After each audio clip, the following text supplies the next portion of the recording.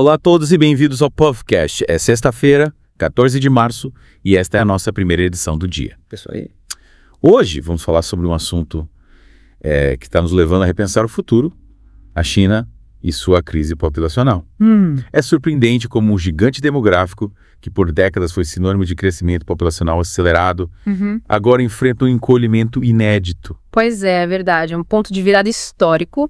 Pela primeira vez desde a década de 1960, durante a Grande Fome, a China registra mais mortes do que nascimentos, e isso por 3 anos consecutivos. Nossa, uma mudança realmente drástica. O que impulsionou essa inversão? É algo natural ou resultado de políticas e decisões tomadas ao longo dos anos? Olha, é uma combinação de fatores. Por um lado, temos as mudanças socioeconômicas, a urbanização acelerada, o aumento do custo de vida. E a busca por melhor educação e carreira, especialmente entre as mulheres, tem levado os casais a adiarem ou até mesmo desistirem de ter filhos. E, por outro lado, temos o impacto das políticas de controle populacional, certo? Exatamente. O legado da política do filho único, implementada por mais de 35 anos, deixou marcas profundas na estrutura familiar e nos padrões reprodutivos da sociedade chinesa. Essa política, que visava controlar o crescimento populacional, acabou contribuindo para o problema que a China enfrenta agora. É como se a solução de ontem tivesse se tornado o problema de hoje, né? E como o governo chinês estará reagindo a essa nova realidade. Ciente da gravidade da situação, o governo chinês tem tomado medidas para incentivar a natalidade. Além de ter abandonado a política do filho único, há iniciativas em algumas regiões que oferecem benefícios fiscais, tratamentos de fertilização in vitro, in vitro, gratuitos, e até mesmo bônus em dinheiro para casais que decidirem ter mais filhos. Nossa, incentivos bem práticos para aumentar a taxa de natalidade. Mas pelo que entendi, o governo está indo além de medidas pontuais, com um plano mais amplo para 2025, né? Sim, exatamente. Em março de 2025, o governo anunciou um pacote de medidas abrangente. Certo. Ele inclui subsídios para cuidados infantis, pré-escola gratuita e aumento dos benefícios para idosos, especialmente nas áreas rurais. Além disso, há planos para aumentar gradualmente a idade de aposentadoria para lidar com a redução da força de trabalho. Uma abordagem multifacetada para tentar conter a crise, né? Mas essa queda na taxa de natalidade é um fenômeno exclusivo da China. Não, essa é uma tendência global. Diversos países da Ásia, Europa e até mesmo o Brasil estão experimentando uma queda nos números de nascimentos. Interessante. Quais são as causas dessa queda generalizada? As mesmas da China? Em muitos casos, sim. O acesso à educação e a maior participação das mulheres no mercado de trabalho, com consequente independência financeira, tem dado a elas mais autonomia na hora de decidir sobre ter ou não filhos. É uma mudança cultural e social que impacta diretamente os padrões de fertilidade.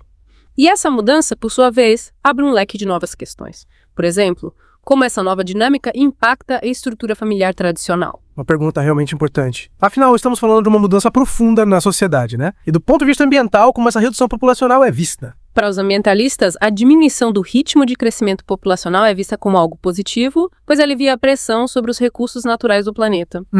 Considerando que a China é responsável por uma parcela significativa das emissões globais de dióxido de carbono, essa redução pode ser vista como uma contribuição para a luta contra as mudanças climáticas. Ou seja, menos pessoas, menor consumo, menor impacto ambiental.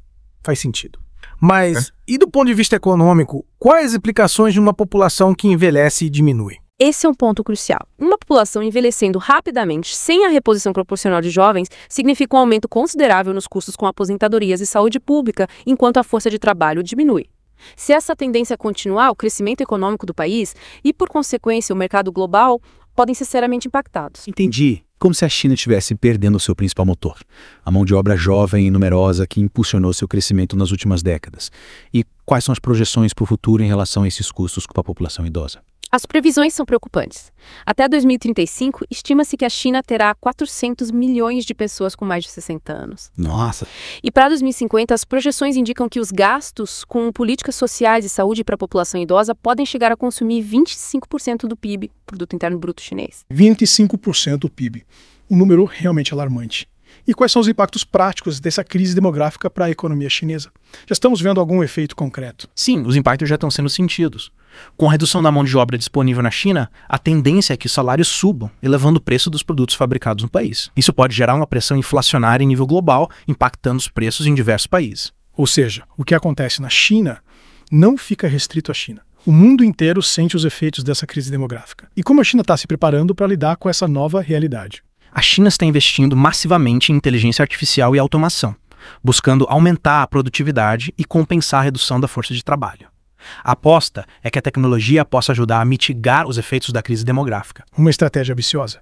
Mas, na prática, como essa inteligência artificial e automação se aplicam à realidade chinesa? Poderia nos dar alguns exemplos concretos? Claro, podemos ver a inteligência artificial sendo aplicada em fábricas inteligentes, onde robôs trabalham lado a lado com humanos, aumentando a eficiência e a produção.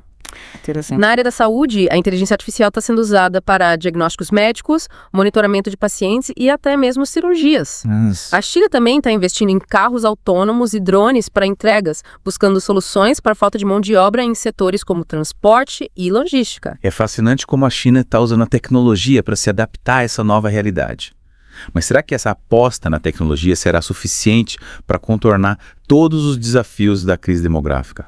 A China está buscando se tornar menos dependente da mão de obra humana e mais focada em setores estratégicos de alto valor agregado.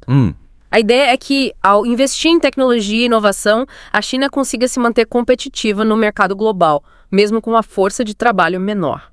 Uma mudança, e tanto para um país que, por décadas, baseou seu crescimento na mão de obra abundante e barata. E essa mudança já está em curso. Sim, essa transição já está acontecendo. Vemos empresas transferindo suas fábricas para outros países da Ásia e até mesmo da América Latina, em busca de custos de produção mais baixos. Essa mudança na estrutura produtiva global abre espaço para outros países, como a Índia, por exemplo. Falando em Índia, recentemente ela ultrapassou a China em número de habitantes. Como essa nova dinâmica populacional impacta o cenário global? A Índia, com sua população jovem e em crescimento, surge como uma potência em ascensão, pronta para ocupar um espaço de destaque no cenário global. Com um grande contingente de mão de obra jovem e custos de produção mais baixos, a Índia se torna uma alternativa interessante para empresas que buscam diversificar suas operações. Ou seja, a Índia se torna uma concorrente de peso para a China. Mas a Índia enfrenta seus próprios desafios, não é mesmo? Sim, com certeza. A Índia tem um longo caminho a percorrer para alcançar o nível de desenvolvimento econômico da China. A infraestrutura ainda é precária em muitas regiões, a pobreza e a desigualdade social são problemas persistentes, e a burocracia e a corrupção também são obstáculos a serem superados. Ou seja, a Índia tem um enorme potencial, mas precisa superar desafios internos para de fato se consolidar como uma potência global. E voltando à China, será que essa crise demográfica é uma situação reversível ou o país está fadado a um declínio populacional irreversível? A verdade é que ninguém tem uma bola de cristal para prever o futuro com certeza absoluta. As previsões variam muito. Sim.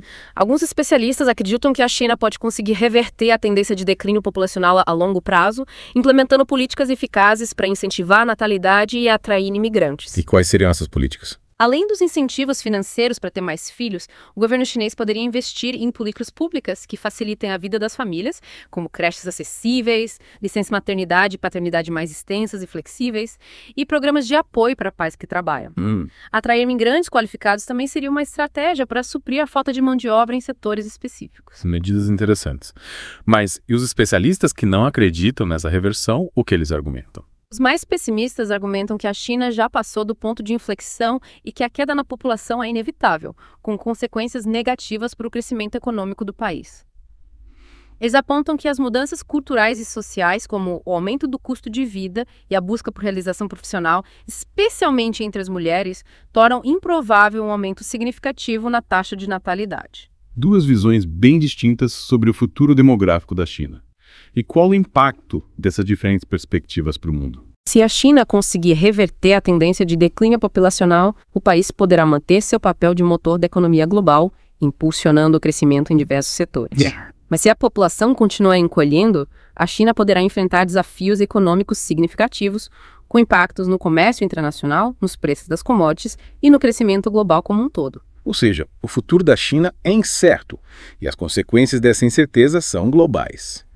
E para os nossos ouvintes que querem se aprofundar nesse tema fascinante, quais dicas você daria? Recomendo acompanhar as notícias sobre a China em fontes confiáveis e diversificadas, buscando diferentes perspectivas e análises. É importante ter uma visão crítica e abrangente, buscando entender as nuances e complexidades dessa questão. Uma ótima dica. Afinal, estamos falando de um tema com múltiplas interpretações e desdobramentos.